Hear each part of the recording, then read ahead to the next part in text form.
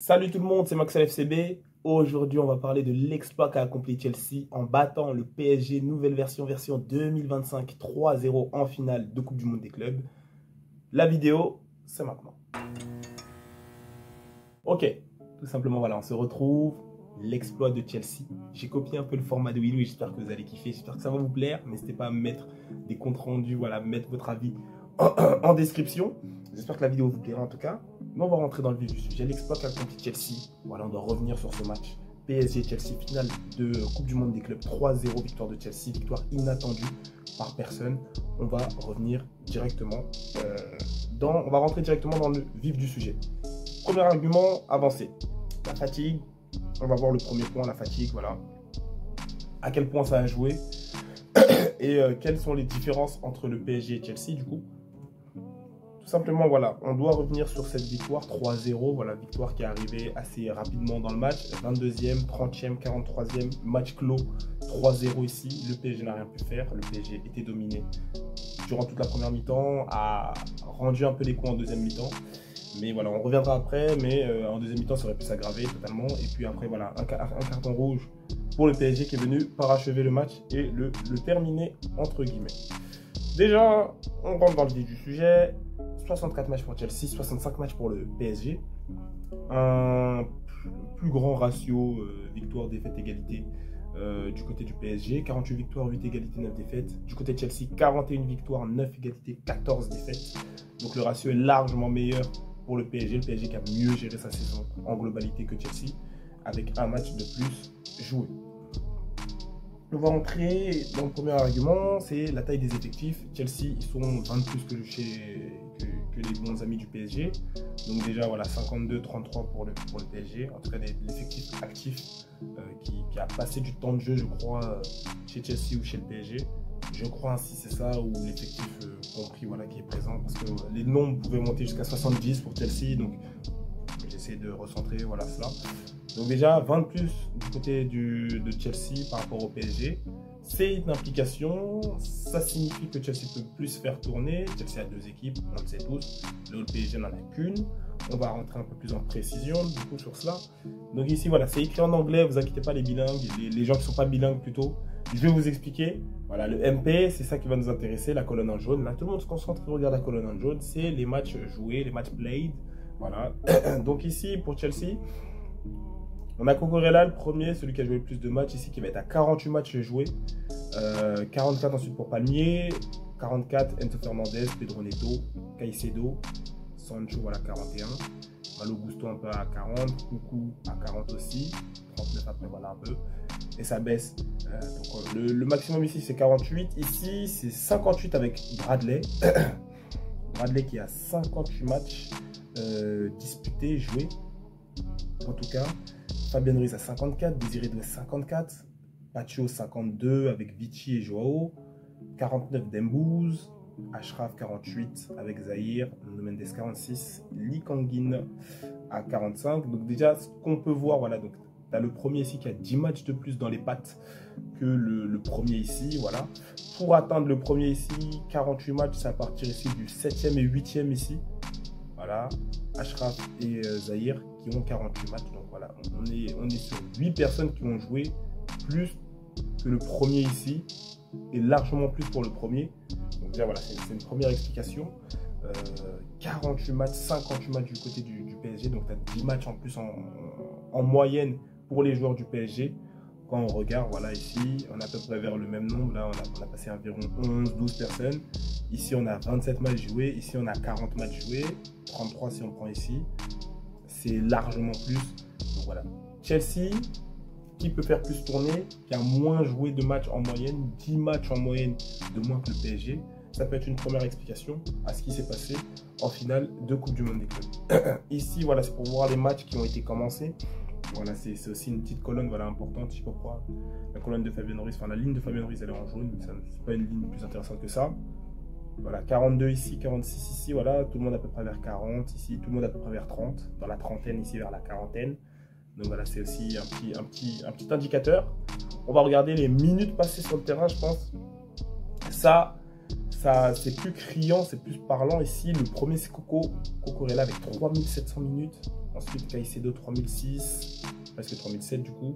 Palmer 3006 aussi. Enzo Fernandez 3004. Colwill 3002. 3000 ensuite pour Robert Sanchez. Du côté du PSG, voilà, on est sur 4100 minutes pour Pacho, qui n'a même pas joué la finale, qui n'a même pas terminé la demi-finale aussi de Coupe du Monde des clubs. 4100 aussi pour Hakimi.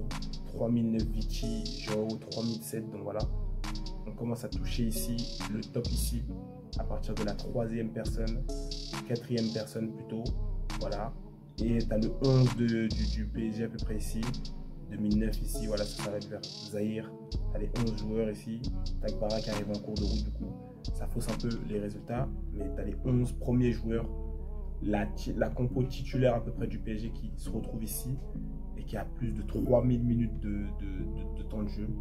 Voilà, donc dans le sang, c'est beaucoup. Ici, voilà, tu as 5-6 joueurs au-dessus des 3000 minutes. Ici, tu as même 2 joueurs, 3 joueurs qui avoisinent les 4000. Le reste, c'est en dessous, c'est 2007, c'est 2005, donc c'est un peu plus tranquille ici. Rhys James, par exemple, ici, voilà, ici 1005. Donc tu as un Rhys James qui joue la finale 1005 minutes de jeu contre des gens qui ont 3000, c'est le double de son temps de jeu. Donc c'est vraiment énorme ici. On le sait, Chelsea a beaucoup de joueurs. Chelsea peut faire tourner. Le PSG, c'est les 12 mêmes joueurs qui ont joué toute la saison. Donc les 65 matchs, je ne sais plus, j'ai dit combien de matchs. Les 65 matchs, 64 matchs, c'est les 12 mêmes joueurs qui ont joué. Le PSG n'a pas du tout fait tourner, pas du tout. Et quand tu vois des 4000 minutes, tu comprends qu'à un moment, voilà, ça va se payer cash. Tu peux être performant 4000 minutes. Donc voilà, c'est impressionnant de voir une année à 4000 minutes de temps de jeu. Mais voilà, ici, globalement, même le temps de jeu, on est à 500, voire 1000 minutes de plus de temps de jeu du côté des joueurs parisiens. En tout cas, tu as tous les joueurs parisiens, le 11 en tout cas. Même barrage le compte parce que si tu rajoutes son temps de jeu à Naples, tu montes au-dessus des 3000. Donc le 11 parisien qui est tous au-dessus des 3000, les 12 avec Bradley. Qui est ici, ou Bradley, ouais, qui est ici 3006. Quant à Chelsea, voilà, on a 5 au-dessus des 3000 minutes, 5 au-dessus des 3000, et le reste c'est voilà, c'est 2006, voilà. Donc, le reste c'est 2007, voilà. Donc tu as 300 minutes en moins, 300, 400, 500 minutes en moins, à part pour ceux qui sont au-dessus des 3000. Donc les 5 joueurs contre les 12 joueurs ici. Donc voilà, c'est un indicateur qui montre que voilà, Chelsea est arrivé beaucoup moins fatigué que le PSG ici dans cette finale. Mais ça n'excuse pas tout. Mais on est là pour voir les choses point par point. Ne m'attrapez pas le callback. Ensuite, l'argument qui a été avancé par les supporters du PSG, c'est au niveau des adversaires rencontrés. On va rentrer directement. Ils vont dire, voilà, Chelsea, ils ont affronté des adversaires de merde en Coupe du Monde des clubs. Voilà, Los Angeles, Flamengo, qu'ils ont perdu d'ailleurs. Tunis, Benfica, Palmeiras, Fluminense, voilà, je sais pas comment on dit ça, Flumi, voilà, très bon, voilà, et voilà, ils vont dire, voilà aussi, ouais, Guetté, vous jouez la Conference League, donc vous affrontez des équipes qui s'appellent Serviette, Jean, voilà, Noah, non, c'est n'importe quoi, le seul top club qu'ils ont affronté, vraiment, c'est Betis Séville. Voilà, 5e de Liga, je crois, cette année, 5e. Mais voilà, finalement, dans ces deux compétitions, les deux plus fortes équipes qu'ils ont affrontées, c'est Betis Séville et le PSG. Donc voilà, c'est aussi un argument avancé par les supporters du PSG. Vos adversaires ont pué la merde, même pendant la Coupe du Monde des clubs, vos adversaires ont pué la merde. Vous avez joué une Conference League où vous étiez seul, vous n'aviez pas d'adversaire. Donc voilà, ça joue aussi, on joue des top matchs, nous en LDC.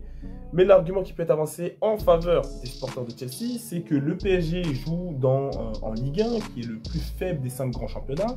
Hein, je suis même d'ailleurs convaincu que si tu m'amènes des équipes, le top 3 de Liga Portugal peuvent aller se loger facilement dans le top 8 de Ligue 1.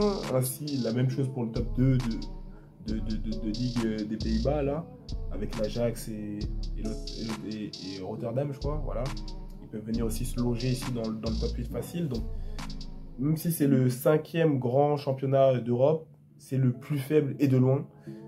Voilà. Et ensuite, tu as ici à droite la honteuse Coupe de France du PSG. Voilà, Lens en 64e de finale Ligue 1. Là, ici, N2, N1, N3, Ligue 2, Ligue 1, Reims. Voilà. Donc c'est assez parlant. Et donc voilà, l'argument de vos adversaires sont nuls, Chelsea, nos adversaires sont top. Et pendant le reste de l'année, le PSG, ne vous inquiétez pas, vous jouez en France et vous la coulez douce. Donc pour moi, ce n'était pas un bon argument qui était avancé par les supporters du PSG. Ok, on va passer à ce qui vous intéresse le plus, à ce qui nous intéresse le plus. Qu'est-ce qui s'est passé dans le contenu du match? C'est la phase la plus importante, donc restez concentrés. On va aller rentrer directement dans le vif du sujet. Déjà, les notes du match. Bon, j'ai pris celle de Footmob, il y en a d'autres partout. Voilà, donc le PSG, c'est très orange. Chelsea, c'est très vert. C'est bleu, même chez Monsieur Palmier.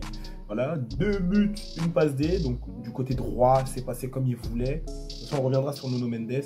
Mais du côté droit, c'est passé comme il voulait. Du côté gauche, voilà, ça a un peu bien défendu. Voilà, Cucurella qui s'en est bien sorti, même si il joue comme un fils de pute et qu'on l'aime pas. Voilà, donc on insultera toujours ici Cucurella.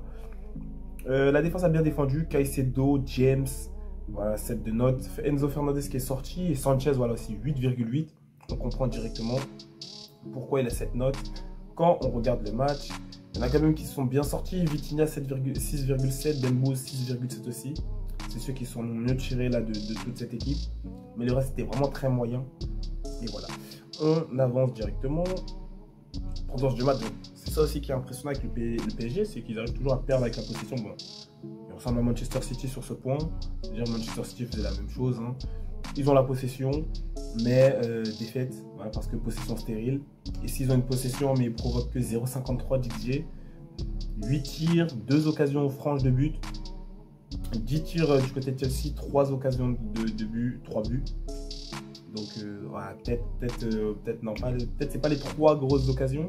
On va revenir là directement. Mais voilà, en tout cas, 2 buts attendus de Chelsea, 0,53 du PSG. Ils en ont mis 3.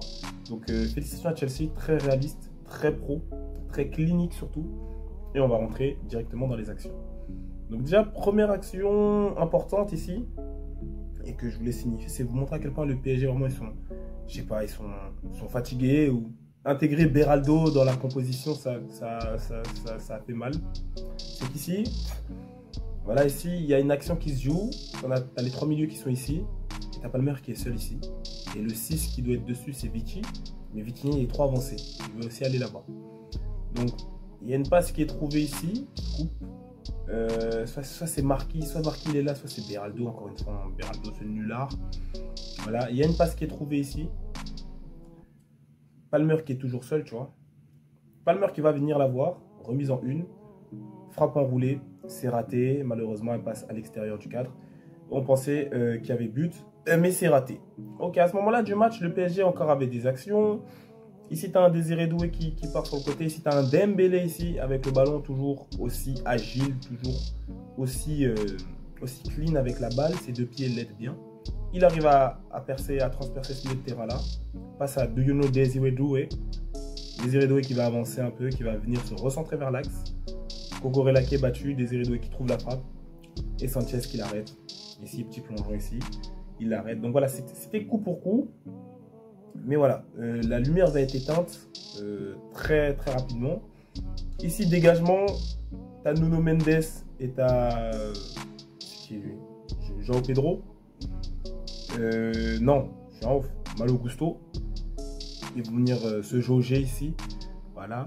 Et ça, c'est sur un contre de Chelsea. Donc, c'est pour vous montrer vraiment que le PSG n'en peut plus. Hein, et ne peut plus jouer en 4-1-2-3 évolutif ou qui se transforme en 3-5-2 parce que déjà Beraldo et de deux, voilà. Les retours défensifs, là, à chaque fois, Chelsea, à chaque fois, ils sont plus qu'eux.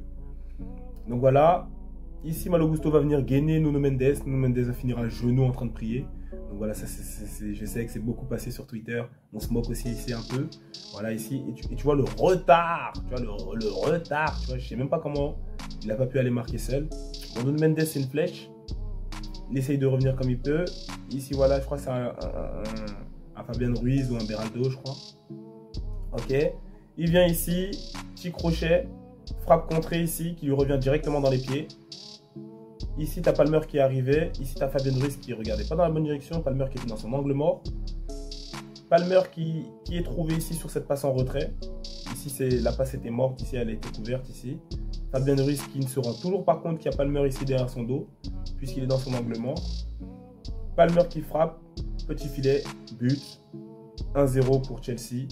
Et Chelsea qui refroidit directement le stade. Enfin, Monsieur Palmier qui refroidit directement le stade. 1-0 ici pour Chelsea. On continue. Chelsea qui est toujours très très offensif. Chelsea très combatif plutôt, excusez-moi. Regardez cette consistance au milieu de terrain. C'est 1, 2, 3, 4, 5, 6 joueurs de Chelsea. La passe de longue de Dembélé vers Désiré Doué qui ne va pas pouvoir, qui va être contré ici. Tu as ici Palmer ici. Nuno Mendes très très haut qui va galérer pour redescendre. Et là, à ce moment-là, quand c'est intercepté, ici la passe ici, Enzo je crois, qui voit Palmier, Nuno Mendes qui n'existe même pas, regardez là ici à son ombre, Palmier qui est ici, il va être trouvé, la défense du PSG qui va être un peu en retard, qui va redescendre ici en sursaut, Palmier qui va se servir de l'appel ici, de je sais plus c'était qui, c'est João Pedro encore, Vitinha qui va défendre sur Palmier, feinte ici, Vitinha regardez comment il est parti loin parce qu'il pensait que la passe allait être faite ici, Palmer qui s'ouvre ici, regardez, il s'ouvre ici, les cages, frappe enroulée, même but, 2-0, c'est rentré et il continue de refroidir les ardeurs de Paris. 2-0 pour Chelsea ici, très impressionnant et on se demande à ce moment-là comment Chelsea réussit avec facilité à marquer 2 buts au PSG. Ici encore une action, un petit pressing ici sur le latéral droit, la passe qui est effectuée, Malo Gusto qui est déjà parti, qui va redescendre, Palmer qui redescend pour chercher ce ballon, regardez, il va remonter tout le terrain, donc voilà, le ballon il le prend ici, cette partie de terrain là, il va réussir à remonter tout le terrain, pourquoi? Parce que ici tu as 5 joueurs du PSG qui sont hauts ici, donc tu as l'autre moitié qui est là-bas forcément, l'autre moitié que tu vois ici, Palmer qui prend l'info, ici à droite tu as un joueur, tu as Malo Gusto, ici tu as João Pedro. Voilà, Palmer qui prend l'info quand même en s'approchant tout doucement ici. Il ne met pas tout de suite la passe, voilà, pour pas permettre, s'il la met tout de suite ici, le joueur est enfermé. S'il la met ici, Nuno Mendes va le pousser sur le côté pour le bloquer. Il voit ici l'espace, le mal placé encore, Beraldo, de merde, ce merdeux, qui est mal placé, passe enroulé ici, clinique, pour João Pedro. Nuno Mendes qui va essayer de mettre le pied, il rate. Petit lob, ici c'est sur Donnarumma, et but, ça fait but, voilà, bien joué. Les bâtards, ils ont dit Nicolas Jackson, qu'est-ce qu'il aurait fait à la place de João Pedro? Je pense qu'il aurait pété sur la tête de Donnarumma, et voilà, il aurait eu une deuxième cicatrice, à droite une Wilfried Singo, à gauche une Nicolas Jackson. Bref, 3-0 à ce moment-là, 42e, 43e, excusez-moi, voilà, ici voilà, c'est ce qui aurait été dit, merci Palmier. On attend toujours Pedro, donc voilà qui remercie. 3-0. La bagarre n'est pas terminée. Ici encore un moment pour vous montrer vraiment à quel point le milieu de terrain du PSG s'est fait absorber durant ce match, vraiment. Caicedo, sa petite teinture blonde là ici. Ici voilà, il y a Dembélé qui arrive ici en furie derrière. Caicedo tranquillement sur la passe en retrait. Il contrôle, met le corps en opposition, Dembélé qui est battu, s'il le touche il fait faute, et Caicedo qui s'ouvre ici, une option offensive. Donc voilà, c'était juste pour revenir ici sur à quel point vraiment il leur a fait du mal ici dans leur milieu de terrain, et voilà, qui est très performant même sous pression, tu vois, avec les joueurs qui sont là ici, encore une fois 5-6 joueurs, tu vois, du Paris SG ici. Voilà, l'action après n'était pas intéressante, donc j'ai préféré la passer. Ici on est en deuxième mi-temps. Et le Paris SG, voilà, va quand même montrer les crocs parce que voilà, c'est eux les boss d'Europe. C'était eux les boss d'Europe à ce moment-là. Et donc voilà, on a Désiré Doué qui lave ce joueur ici proprement. Passement de jambe. Dommage que je ne peux pas montrer la vidéo, hein, mais je me fais strike, excusez-moi. Qui lave Cucurella avec ici une bonne feinte ici. Qui voit Dembouz au centre. Dembouz qui dit ah, je suis là, je peux en jouer en plus. Bravo, regardez, très bien placé.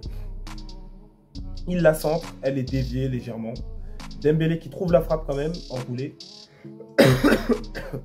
Sanchez encore, qui permet à son équipe de garder l'avantage 3-0. La frappe qui est arrêtée. Parce qu'à ce moment-là, voilà, 3-0, 51e. Il reste 35 minutes de jeu. Attendez, 45. Non, 35 minutes de jeu, excusez-moi. Non, 40 minutes de jeu. C'est 90 minutes plus temps additionnel. Donc, il reste carrément toute la mi-temps. On a joué depuis 5 minutes. Et donc, s'il y a but à ce moment-là, le PSG peut quand même espérer quelque chose.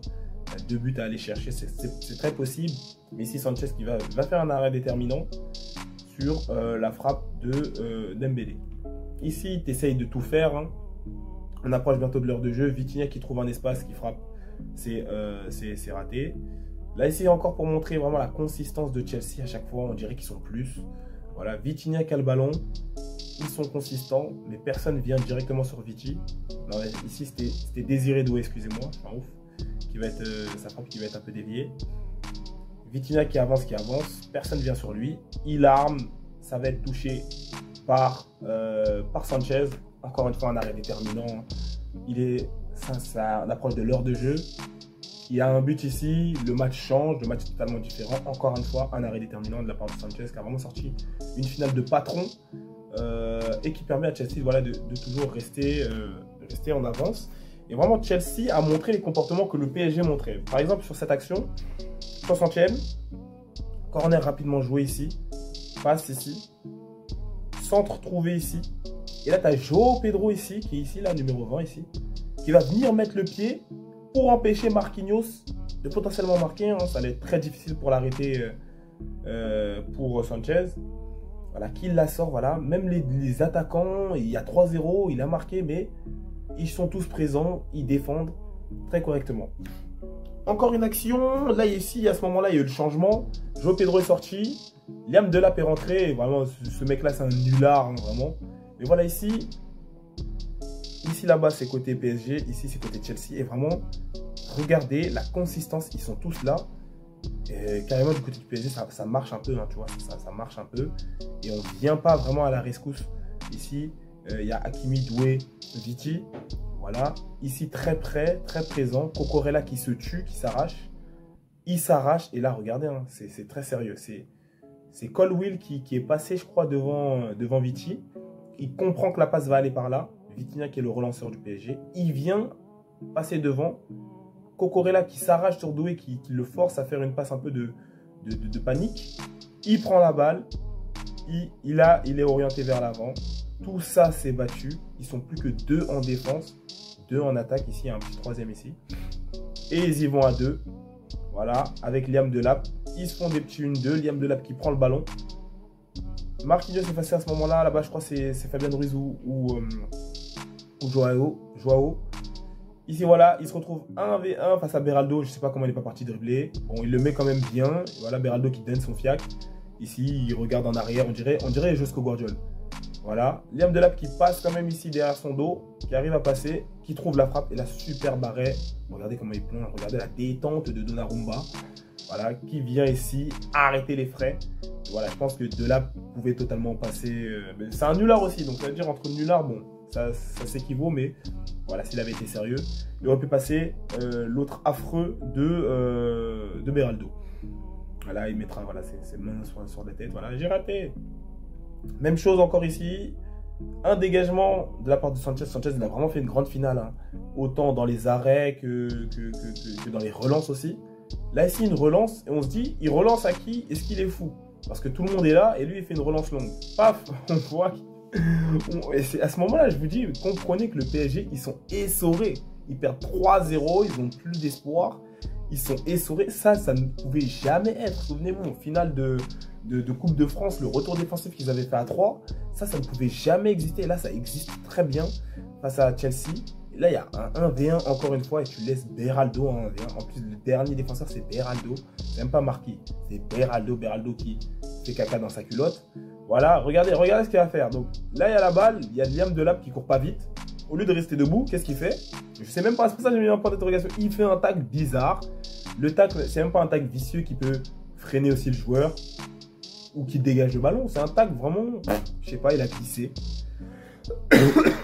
Du coup, Liam Delap, sale conduite de balle aussi. C'est vraiment des nullards. On dirait c'est Rudiger il s'entraîne avec Rudiger, ces deux là. Sale conduite de balle. Il a un contre un. Regardez ce qu'il va faire. Je sais pas, il se rapproche bizarre. Ici, voilà, au lieu de corser l'addition, il va venir rater. Donnarumma, vrai arrêt, voilà. Ballon dévié. Et la balle qui va sortir ici en corner. On a encore des actions, voilà, donc là 3-0. Warren qui est rentré avec je sais plus qui, voilà, il y a eu les changements du côté de Paris. Il récupère la balle ici, il arrive à ressortir pour proposer une action offensive à Paris. Colwill qui va comprendre ça et voilà, qui va le tenir totalement. Voilà. Il le tient, il reste 10 minutes. S'il marque ici, ça peut quand même être dangereux. Les gens commencent à être fatigués. Regardez, là, il y avait 1, 2, 3, 4, 5 joueurs battus. 6 ici, 7 ici. Donc c'était très dangereux pour eux. Il en restait plus que 3 en défense. Donc voilà, ici, il le tient tout simplement. Propre. Là, ici, Zahir va essayer de jouer vite. Quand lui, était venu tomber devant la balle. Était venu pour ramasser le ballon pour perdre du temps. Voilà, Zahir Emery met 2 coups de genou, paf, il glisse par terre, il va prendre son carton jaune Colwill, même pas Zahir. Et voilà, à ce moment-là, tu vois, ça veut déjà se donner. Caicedo qui rentre directement et lui dit, hey, petit, on va se la tuer si tu continues comme ça. Et voilà, à ce moment-là, tu sais que le match est terminé. Les joueurs du Paris SG, voilà, ont craqué, veulent se la donner, les commentateurs le savent. Et Chelsea, c'est des vicieux, hein, c'est ça le merde. Il y a beaucoup de merde là-bas à Chelsea. Voilà, on pense directement à Cucurella et à Enzo Fernandez, voilà, des deux merdeux comme ça, des sales fils de pute. Je sais pas pourquoi ils sont footballeurs à ma place. Et voilà, ils vont venir directement pour s'enclencher directement. S'il y a une bagarre, tu vois, ils rentrent direct dedans. Mais là, c'était Caicedo en l'occurrence. Et voilà, c'est toujours pour faire perdre du temps, pour faire perdre le moral à l'équipe adverse. Voilà. Quand on sait que celui-ci, 4 minutes plus tard, il va prendre un carton rouge parce qu'il a tiré les cheveux de l'autre pétasse de Cucurella. On comprend que voilà, le plan de Chelsea était mis en marche. Il y a 3-0, 81e. Les adversaires sont lessivés. Et c'est terminé ici. Il vient de brûler une bête d'action offensive. Il vient d'annuler ça. Carton jaune. Il sait qu'il ne reste pas plus. Et puis voilà. Tout simplement, c'était à peu près là à la fin du match. Bon, j'ai pas mis les 5 minutes après. Mais voilà, c'était à peu près là où le match s'est terminé dans la tête de tout le monde. Du coup, avec tout ce qu'on a regardé, on en vient au 4e point. Est-ce que Maresca, est-ce que la direction de Chelsea, je dis Maresca, c'est pour le titre, est-ce que la direction de Chelsea fait bien de recruter autant de joueurs que ça, fait bien d'aligner 2 équipes quand on voit le nombre de matchs qui est joué et quand on voit comment ça peut se terminer, même pour une équipe qui paraissait aussi en forme que le PSG version 2025. Du coup, on va avancer. Déjà, je demandais ça à ChatGPT, je sais pas, je ne suis pas allé vérifier ça, mais logiquement, c'est vrai. C'est que déjà, aujourd'hui, il y a plus de compétition, un calendrier plus chargé, plus resserré. Dans la Ligue des Nations, ça n'existait pas. Coupe du monde des clubs qui est maintenant tirée au format 7 matchs. Et tu as les coupes nationales qui viennent se greffer à tout ça. La nouvelle coupe les nouvelles coupes d'Europe où maintenant tu voyages chez les autres viennent chez toi, c'est le bordel, tu voyages 8 matchs, 4 matchs à l'intérieur, 4 matchs à l'extérieur. Si tu vas au bout de la compétition, tu passes par les 16e comme le PSG, mais par exemple PSG ils ont fait 58 matchs en LDC. Donc voilà, avant il n'y avait même pas les 16e, maintenant il y a aussi ça, tu vois, aller-retour, donc c'est encore des matchs en plus.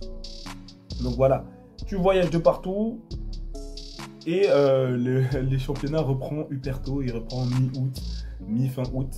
Et voilà, donc globalement, ici comme tu le vois à droite, voilà, as, dans les années avant 2000, ils sont à 40-50 matchs, aujourd'hui on a 60-70 matchs, on a 10 à 20, 10, 15, 20 matchs en plus aujourd'hui. Match plus intensif, puisque le football c'est encore plus professionnalisé, tout le monde veut percer, donc c'est encore plus concentré, où c'est vraiment les meilleurs des meilleurs qui jouent, et voilà, qui se la tuent sur le terrain, c'est le meilleur niveau de football que tu peux voir. Et donc, on arrive à un point où se dire, est-ce que finalement, c'est pas une bonne tactique d'avoir 2 équipes pour la saison, tu répartis ça comme tu veux, championnat plus Coupe d'Europe, Coupe nationale ici, surtout pour les équipes anglaises qui jouent l'EFL, qui jouent la FA. Est-ce que voilà, ça serait pas bien, voilà, une équipe qui joue le FA Cup, une autre équipe qui joue le championnat un peu mixé avec l'autre et qui va jouer la LDC, c'est ton équipe voilà, première, entre guillemets. Et voilà, comme ça te ferait environ 20 à 30 matchs max par joueur. Voilà, donc on serait autour des 2000 minutes. Voilà, et je pense que quelqu'un qui va avec 2000 minutes dans une finale contre quelqu'un qui vient avec 3000 minutes de temps de jeu, 3500. Voilà, c'est comme ici, comme ça s'est passé entre Chelsea et le PSG. Je pense que ça change beaucoup de choses. Est-ce que 2 équipes par saison, est-ce que le football ne se dirige pas vers cela? Parce qu'en vrai de vrai, on l'a vu pour plein d'équipes. On l'a vu pour le PSG ici qui a perdu Pacho, qui s'est écroulé et qui a globalement trop joué, même avec Pacho, je pense pas qu'ils auraient gagné. Le Barça qui a trop joué, c'est la raison pour laquelle ses latéraux sont fatigués. Défaite contre l'Inter. L'Inter qui est arrivé exténué contre le PSG, par exemple aussi, et qui a pris 5-0. Arsenal qui s'est fait tuer par le PSG, même s'ils ont tué le Real, mais ils se sont fait tuer par le PSG sans pouvoir trop répondre parce qu'ils avaient 8 blessés. Et voilà, même Arsenal, ils ont beaucoup de... Ils avaient un banc quand même, hein, ils ont quand même un banc. Mais est-ce qu'on ne se dirigerait pas dans une direction où il faut doubler chaque poste? Et plus que ça, plus que d'avoir des remplaçants, il faudrait 2 équipes effectives par club pour pouvoir jouer à fond toutes les compétitions qui te sont données de jouer. Parce que par exemple, là, tu as le PSG. Tu as le PSG qui a fini en mai, qui a continué en mai Ligue des Nations, qui continue maintenant qui a fini récemment la Coupe du Monde des clubs. En plus, c'est même pas des petits matchs, hein, c'est à chaque fois. La Ligue des Champions, c'est quart, demi-finale, des top matchs. Ensuite, t'enchaînes Ligue des Nations, demi et finale, top match aussi. Il y a des joueurs du PSG en Espagne, Fabien Ruiz, au Portugal, voilà, ils sont 5. En France aussi. Donc, c'est sûr que tu avais des joueurs du PSG. France, Espagne et Portugal, tu as toutes les origines du PSG, à part Gvara et Pacho qui est colombien. Donc, par exemple, une équipe comme ça, ces joueurs ne sont pas reposés. Ils ont enchaîné sur la Coupe du Monde des clubs. Et là, en août, on les attend. Bon, ils ont à peu près 3 semaines de repos parce qu'ils doivent jouer encore un bête de trophée final de Super Coupe d'Europe contre Tottenham. Tottenham qui joue plus depuis. Hein, tu vois pas. Donc ça c'est aussi un truc où il faut pas qu'on ait la surprise de voir des équipes, surtout Tottenham qui est une vraie équipe de merde pour le coup, de les voir sauter le PSG aussi.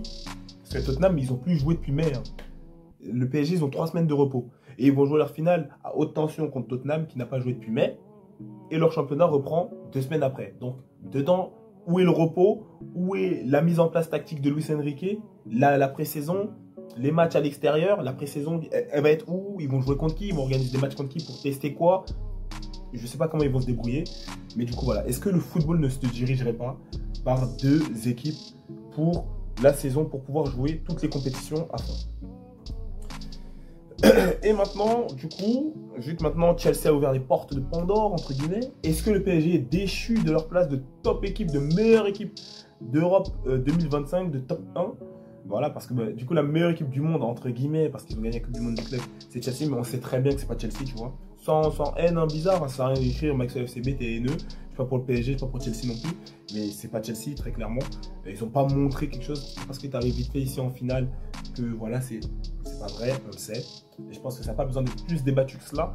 Mais est-ce que maintenant, le PSG est-il déchu de cette position? Je pense que ça se confirmera, voilà. Parce que le PSG, d'abord, dans un premier temps, on retrace, voilà, leur parcours en LDC. Ils ont battu Liverpool, cogné Manchester City. Voilà, je pars sur les grandes équipes. Battu Aston Villa, même si c'était très chaud. Sécurisé Arsenal et enclenché l'Inter en finale de LDC. Ils sont venus en Coupe du Monde des clubs déchirer l'Atlético, le Bayern et le Real. Le Bayern surtout à 9, c'est ça qui est très impressionnant, même s'ils ont enclenché Moussiala et qu'on a envie de les déchirer pour ça, parce que Moussiala c'est l'un des rares 10 qui nous proposent encore du foot, l'un des rares joueurs, entre guillemets. Et donc voilà, ils ont perdu contre Chelsea. Mais ils en ont enclenché, tu vois. Ah, c'est pour ça, voilà, Atlético Real. En fait, c'est pour ça qu'ils voulaient oublier à tout prix PSG, Barça. Bon, calmez-vous. Il y aura une vidéo sur ça, vous inquiétez pas, bande de coquins. Mais voilà, le PSG version 2, voilà, version 2025, entre guillemets. J'ai mis version 2 parce que Salzbourg, Manchester City et Stuttgart, ça s'est passé en 2024. Mais voilà, cette nouvelle version du PSG, vraiment, qui était totalement supérieure aux équipes qu'ils rencontraient et qui a botté voilà, des très gros clubs, s'est fait ouvrir par Chelsea en finale de Coupe du Monde des clubs, avec la possession en plus. Donc c'est ça aussi qui est très impressionnant. Et donc voilà, est-ce que Chelsea n'aurait pas ouvert les portes de Pandore? Voilà, cette hégémonie n'aurait pas tel pris fin voilà, du PSG? Est-ce que maintenant d'autres clubs sont capables de battre le PSG? C'est ça qui va être intéressant de voir. Prochaine rencontre du PSG, voilà, comme je l'ai dit, le 13 août contre Tottenham. La confirmation, je pense que ça sera là, de savoir si le PSG vraiment a perdu cette place de roi d'Europe, ou si le PSG est toujours là, toujours présent, et que c'était juste un contre-coup comme ça peut arriver. Voilà, Chelsea a fait quelque chose qu'on ne pensait pas possible, et on se disait voilà, que le PSG allait se diriger dans une direction où ils allaient tout prendre. Certains joueurs du PSG allaient prendre 7 trophées à l'année, je pense aux Portugais par exemple, qui ont pris la LDN en plus. Donc voilà, avec la Coupe du Monde des clubs, ça devait faire 5. Avec la Super Coupe, ça devait faire 6. Et avec la LDN, ça fait 7 trophées à l'année. Donc ça devait être énorme, tu vois. Et vraiment une saison remplie, voilà, 5 étoiles pour le PSG. En tout cas, une année 2025, 5 étoiles, parce que le début d'année, voilà, on le sait tous, même si, enfin, le début de saison, on le sait tous, même si certains supporters du PSG essayent d'effacer l'histoire ou de réécrire l'histoire, on le sait tous. Et voilà, donc ça va être une top saison pour le PSG. Et je pense, contre Tottenham, qu'on aura la confirmation. Est-ce que maintenant, le PSG va redescendre dans les gammes? Ou est-ce que voilà, c'était voilà, un contre-pied, je sais pas comment dire ça, voilà. Voilà, ils sont malheureusement tombés cette fois-ci, voilà, une contre-performance contre Chelsea. Et ils sont toujours là et ils vont continuer à rouler sur les gens. On verra ça contre Tottenham. Bon, en tout cas, merci à tous voilà, d'avoir suivi la vidéo. Voilà, j'espère que ce format vous kiffe un peu plus. Voilà, on va s'orienter vers ce format. Bon, un peu long, je vous l'accorde. Mais en tout cas, j'espère que vous avez kiffé la vidéo. N'hésitez pas, tu likes, tu partages, tu commentes, tu t'abonnes. Donnez la force, les gars. Soutenez-moi, donnez la force. Mettez des likes, mettez des commentaires. Commentez pour le référencement, les gars. Voilà, j'essaie de me lancer dans des nouveaux trucs. Donc, j'espère que ça vous plaît.